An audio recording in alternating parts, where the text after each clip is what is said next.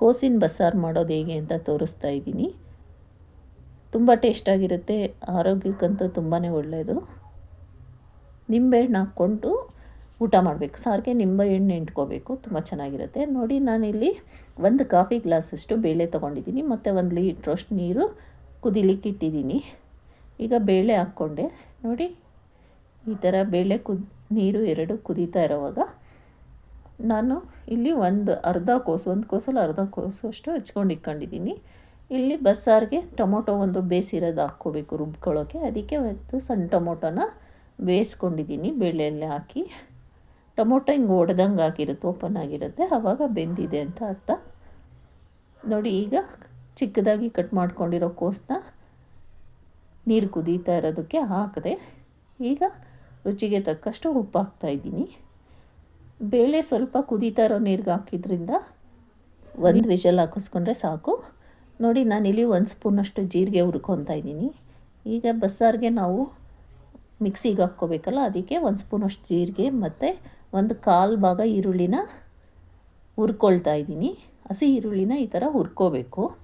1 spoon ಜೀರಿಗೆ, 1/4 ಭಾಗ ಈರುಳ್ಳಿನ ಹುರ್ಕೊಂಡೆ ಮತ್ತು ಬೇಯಿಸ್ಕೊಂಡಿದ್ದ ಟೊಮೊಟೊನ ಹಾಕ್ಕೊಂಡಿದ್ದೀನಿ ಮಿಕ್ಸಿಗೆ.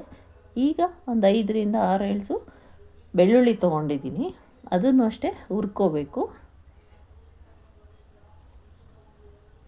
ನೋಡಿ, ಈರುಳ್ಳಿ ಸ್ವಲ್ಪ, ಬೆಳ್ಳುಳ್ಳಿ ಮತ್ತು ಟೊಮೊಟೊ ಬೇಯಿಸಿರೋದು, ಇಷ್ಟರ ಜೊತೆಗೆ ಕೊತ್ತಂಬರಿ ಸೊಪ್ಪು, ಸ್ವಲ್ಪ ಹುಣಸೆ ಹಣ್ಣು. ಈಗ ಜೀರಿಗೆ ಹಾಕ್ಕೊತಾ ಇದ್ದೀನಿ. ಇದಕ್ಕೆ ನಾನು ಸಾಂಬಾರು ಪುಡಿ, ಬೇಳೆ ಸಾರಿನ ಪುಡಿ ಹಾಕ್ತಾಯಿದ್ದೀನಿ. ನೋಡಿ, ಈ ಥರ ನುಣ್ಣಗೆ ರುಬ್ಕೋಬೇಕು. 1 ಸ್ಪೂನಷ್ಟು ಬೇಳೆ ಸಾರಿನ ಪುಡಿ ಹಾಕಿದ್ದೀನಿ, ದೊಡ್ಡ ಸ್ಪೂನಷ್ಟು. ಚಿಕ್ಕ ಸ್ಪೂನಲ್ಲಿ 2 ಸ್ಪೂನಷ್ಟು ಹಾಕಬೇಕು. ನೋಡಿ, ಈಗ ಬೆಂದಿದೆ, ಬೇಳೆನೂ ಬೆಂದಿದೆ ಮತ್ತು ಕೋಸು ಬೆಂದಿದೆ. ಚೆನ್ನಾಗಿ ಕುದಿಯೋ ನೀರಿಗೆ ಕೋಸು ಹಾಕಬೇಕು, ಅದರದ್ದು ಕಲರೆಲ್ಲ ಚೇಂಜ್ ಆಗೋಲ್ಲ. ಮತ್ತು ಇನ್ನೊಂದು, ಬೇಳೆನೂ ಕುದ್ದಿರುತ್ತೆ, 1 ವಿಷಲ್ಲಾಗಿ ಸಾಕಾಗುತ್ತೆ. ಈಗ ಅದನ್ನು ಫಿಲ್ಟ್ರ್ ಮಾಡ್ಕೊತೀನಿ. ಕೋಸು ಬೇಳೆ ಒಂದು ಸಪ್ರೇಟ್ ಮಾಡ್ಕೊತಾ ಇದ್ದೀನಿ. ಬಸ್ದಾಗ ನೀರಿರುತ್ತಲ್ಲ, ಅದರಲ್ಲಿ ನಾವು ಸಾಂಬಾರು ಮಾಡ್ಕೊಳ್ಳೋದು. ಪಲ್ಯ ಅಂತೂ ತುಂಬ ಚೆನ್ನಾಗಿರುತ್ತೆ ಫ್ರೆಂಡ್ಸ್. ಚಪಾತಿಗೂ ತಿನ್ಬೋದು, ಹಂಗೆ ಡೈರೆಕ್ಟಾಗೂ ತಿನ್ಬೋದು. ನೋಡಿ, ಇವಾಗ ನೀರು ಬಸ್ಕೊಂಡಿದ್ನಲ್ಲ, ಅದಕ್ಕೆ ರುಬ್ಬಿರೋದನ್ನು ಹಾಕ್ಕೊತಾ ಇದ್ದೀನಿ. ಇದು ಬೇಳೆ ನೀರು, ಇದಕ್ಕೆ ರುಬ್ಬಿರೋದೆಲ್ಲ ಹಾಕ್ಕೊತಾ ಇದ್ದೀನಿ. ನೋಡಿರಿ, ಸಾಂಬಾರನ್ನ ಕುದಿಲಿಕ್ಕೆ ಇಡಬೇಕು. ನಾನಿಲ್ಲಿ ಅದಕ್ಕೆ ಒಗ್ಗರಣೆ ಹಾಕ್ಕೊತಾ ಇದ್ದೀನಿ. 2 ಸ್ಪೂನ್ ಆಯಿಲ್ ಹಾಕಿ, ಸಾಸಿವೆ, ಕರಿಬೇವಿನ ಎಲೆ ಹಾಕಿ ಒಗ್ಗರಣೆ ಹಾಕ್ಕೊತೀನಿ ಸಾಂಬಾರಿಗೆ.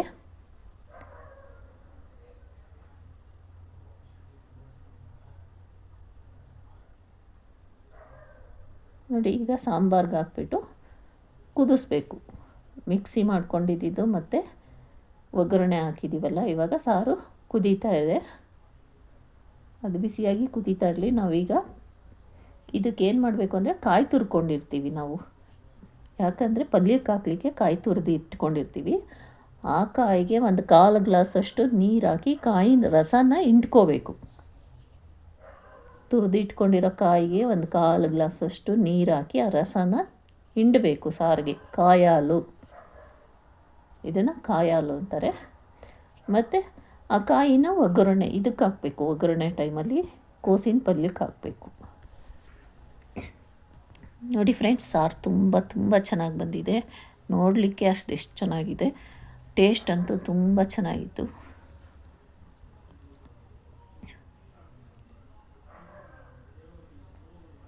ಒಂದು ಕುದಿ ಬರಲಿ.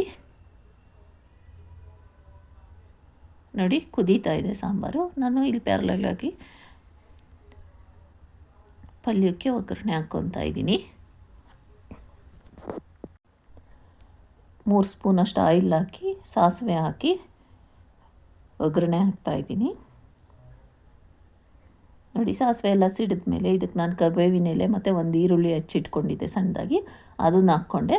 ಮತ್ತು ಪಲ್ಯಕ್ಕೂ ಖಾರದ ಅವಶ್ಯಕತೆ ಇರುತ್ತೆ, ಇಲ್ಲಾಂದರೆ ಸಪ್ಪಗಿರುತ್ತೆ ಪಲ್ಯ, ತಿನ್ನೋಕ್ಕಾಗಲ್ಲ. ಸೊ ಖಾರಕ್ಕೋಸ್ಕರ 2 ಮೆಣಸಿನ್ಕಾಯಿನ ಕಟ್ ಮಾಡಿ ಇಟ್ಕೊಂಡಿರೋದು ಹಾಕ್ಕೊತಾ ಇದ್ದೀನಿ.